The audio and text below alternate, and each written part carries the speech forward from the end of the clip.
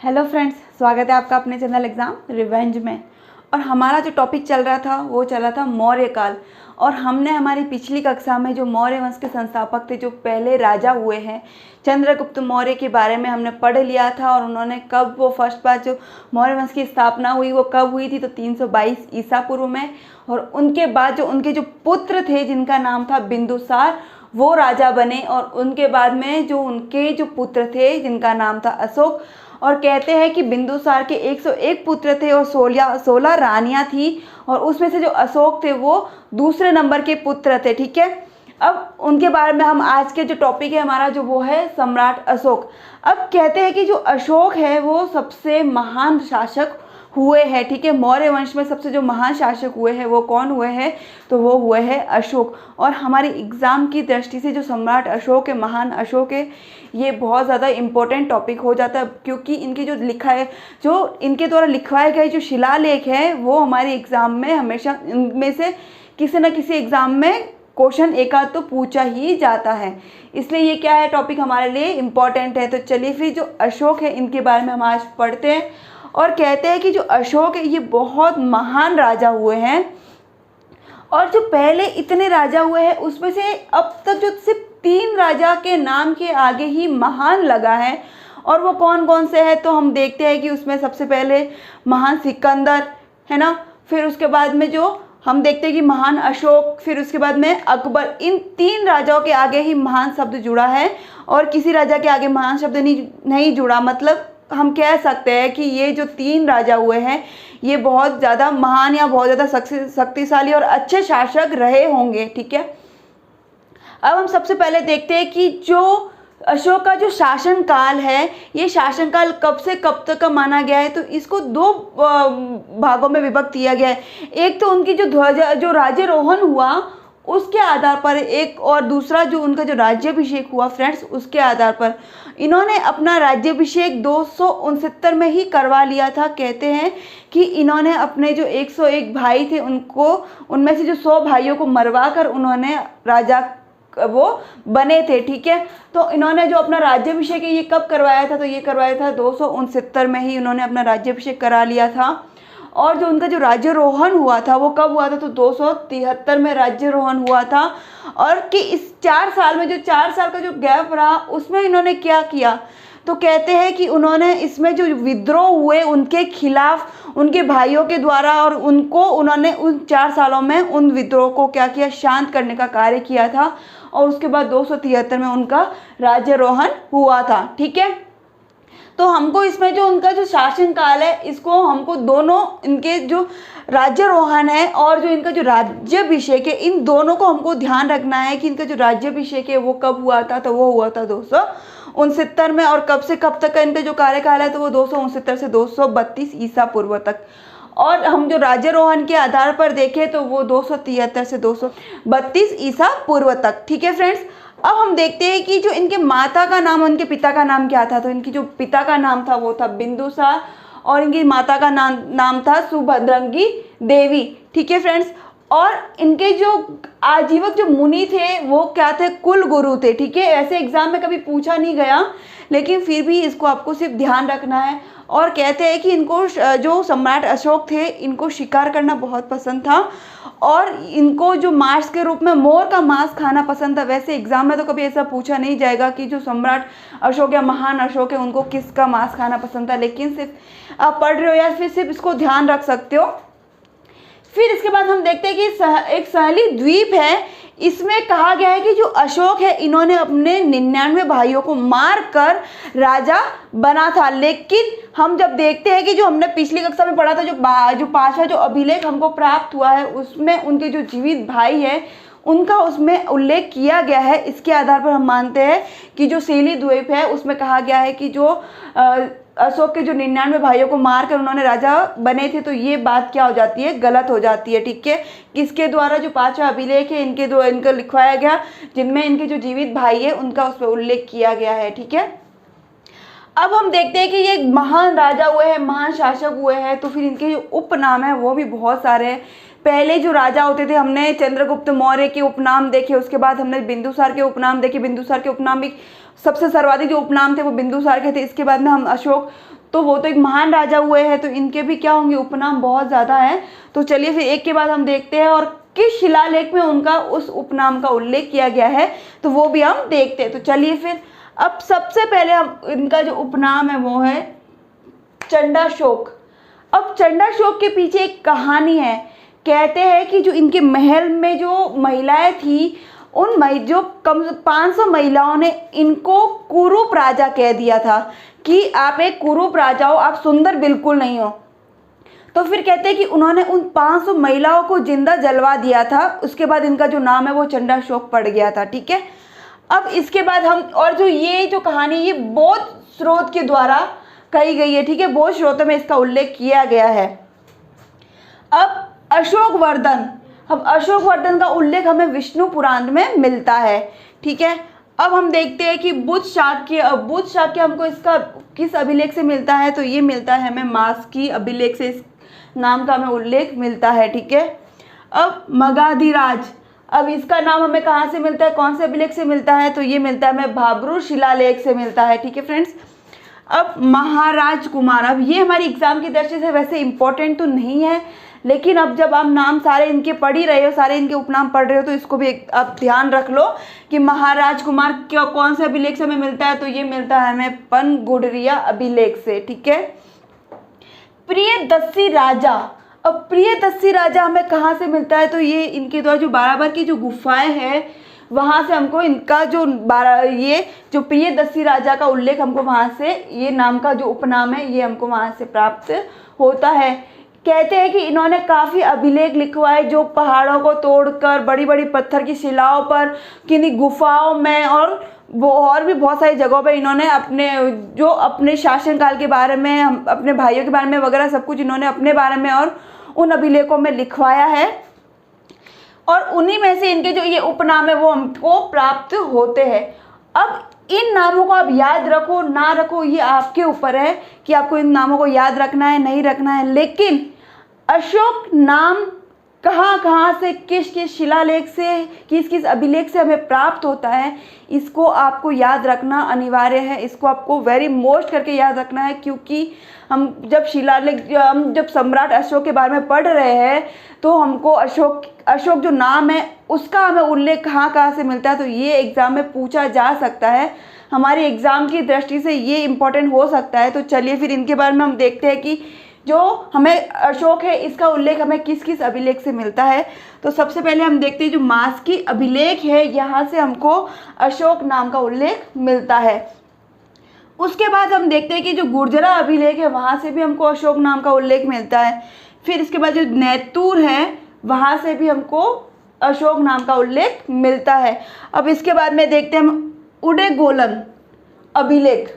उड़ेगोलन अभिलेख है, यहाँ से भी हमको अशोक नाम का अभिलेख मिलता है, और हमको हमारे एग्ज़ाम की दृष्टि से मास्की गुर्जरा नैतुर इन तीनों नामों को रट्टा मारना है। इसको आपको नोटबुक में भी उतारना है, क्योंकि ये तीन नाम बहुत ज़्यादा इम्पोर्टेंट है। ये जो अभिलेख है ये अभिलेख इम्पोर्टेंट है, और हमारी एग्ज़ाम की दृष्टि से ये इसमें से क्वेश्चन पूछा जा सकता है कि जो अशोक का जो नाम हमको किस अभिलेख से मिलता है, तो इन तीनों का नाम आ सकता है मास्की गुर्जरा नैतुर।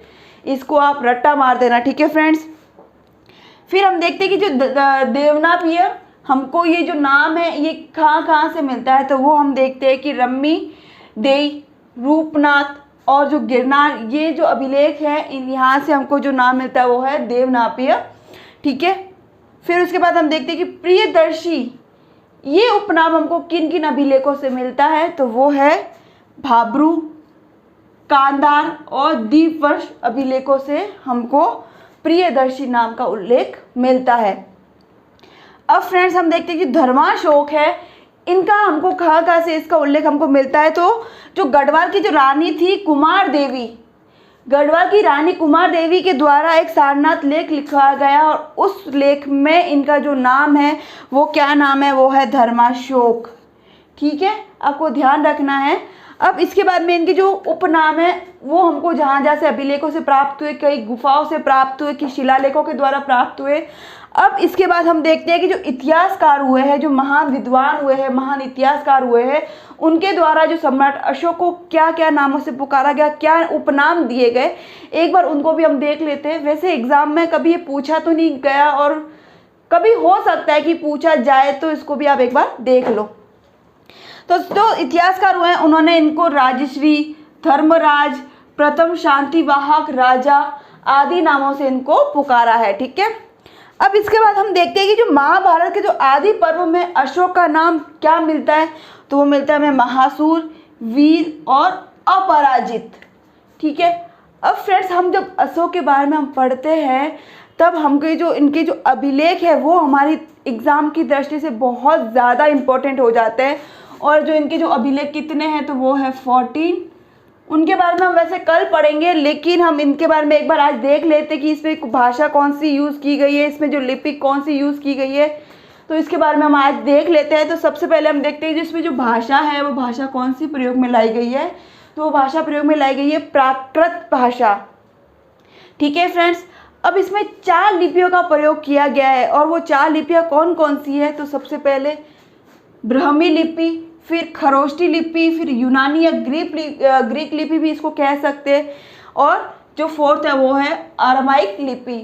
अब कभी एग्जाम में आ गया कि अभिलेख जो अशोक के द्वारा जो लिखवाए गए जो अभिलेख है इसमें से किस लिपि का प्रयोग किया गया, और ऑप्शन में अगर ये चारों आ गए, ब्राह्मी, खरोष्टी, यूनानी और अरामाइक, चारों ही लिपियों का वर्णन आ गया, चारों ही ऑप्शन में आ गए, तो आप किसको टिक करके आओगे, तब आपको टिक करना है ब्राह्मी लिपि, क्योंकि जो हमें सर्वाधिक जो अभिलेख प्राप्त हुए हैं वो ब्राह्मी लिपि में लिखे हुए हमको प्राप्त हुए हैं, इसलिए आपको ब्राह्मी लिपि को टिक करके आना है। ठीक है, इसको हमारे एग्जाम की दृष्टि से इम्पोर्टेंट करके आपको इसको टिक करना है ऑप्शन में। फिर हम देखते हैं कि जो अभिलेख जो सर्वाधिक जो हमको कहाँ कहाँ से प्राप्त हुए हैं, तो हमको एक तो कर्नाटक से सर्वाधिक अभिलेख प्राप्त हुए हैं और दूसरे प्राप्त हुए हमको आंध्र प्रदेश से। अब जब भी हमारे दिमाग में जब अशोक आते हैं, जब महान सम्राट अशोक आता है, तब क्या दिमाग में आता है कि उनके द्वारा लिखवाए गए जो अभिलेख है वो बहुत ज़्यादा क्या है, प्रसिद्ध है। तो फिर अब उनके बारे में हम पढ़ते हैं। तो जब हम पढ़ते हैं कि उनकी जो अभिलेख है वो सबसे पहले कौन सा अभिलेख खोजा गया और अब तक कितने अभिलेख हमको प्राप्त हुए, तो और कितने अभिलेख है और कौन सा अभिलेख पढ़ा गया, तो चलिए फिर अब हम उनके बारे में देखते हैं। तो सबसे पहले जो अभिलेख जो खोजा गया वो किनके द्वारा खोजा गया।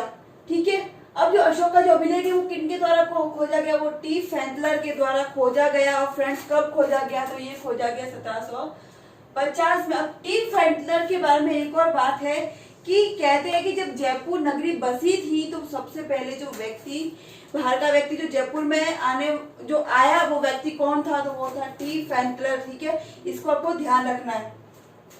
अब जो पहला जो अभिलेख खोजा गया वो अभिलेख, उसका क्या नाम है, तो वो अभिलेख है दिल्ली मेरठ अभिलेख।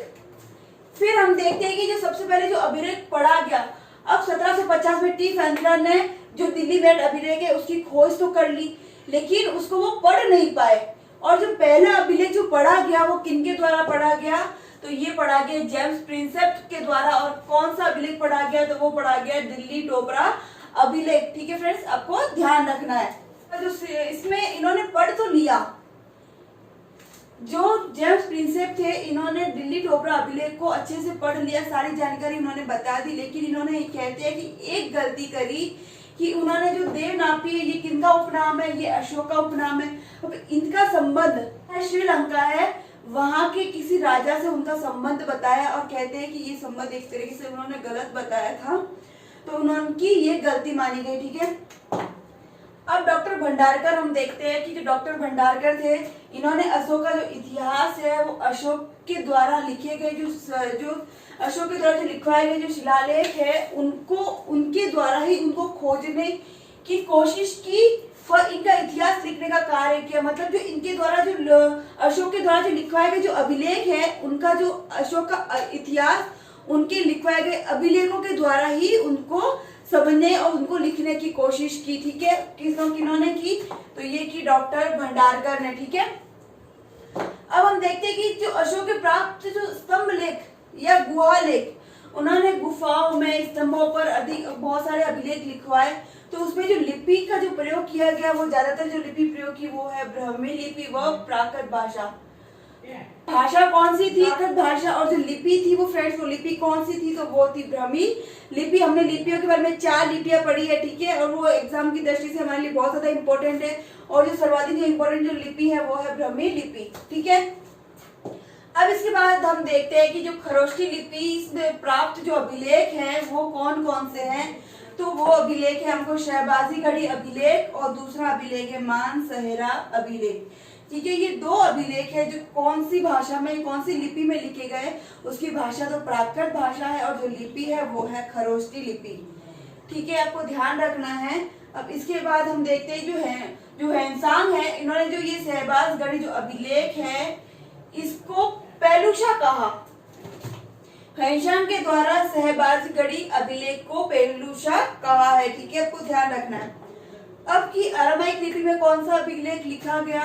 तो अरामाइक लिपि में लिखा गया तक्षशिला से प्राप्त अभिलेख। अब तक्षशिला वर्तमान में कहाँ पे स्थित है? तो वो स्थित है पाकिस्तान में, ठीक है। अब इसके बाद हम देखते हैं कि द्विभाषीय अभिलेख क्या लिखे गए। तो हाँ, बिल्कुल 2 भाषाओं में भी अभिलेख लिखे गए हैं। तो वो कौन कौन सी है? वो है कंधार और शेरेकोना अभिलेख, जो किस किस में? यूनानी व अरामाइक 2 लिपियों में, मिश्रित लिपि में लिखा गया है, ठीक है फ्रेंड्स, आपको ध्यान रखना है।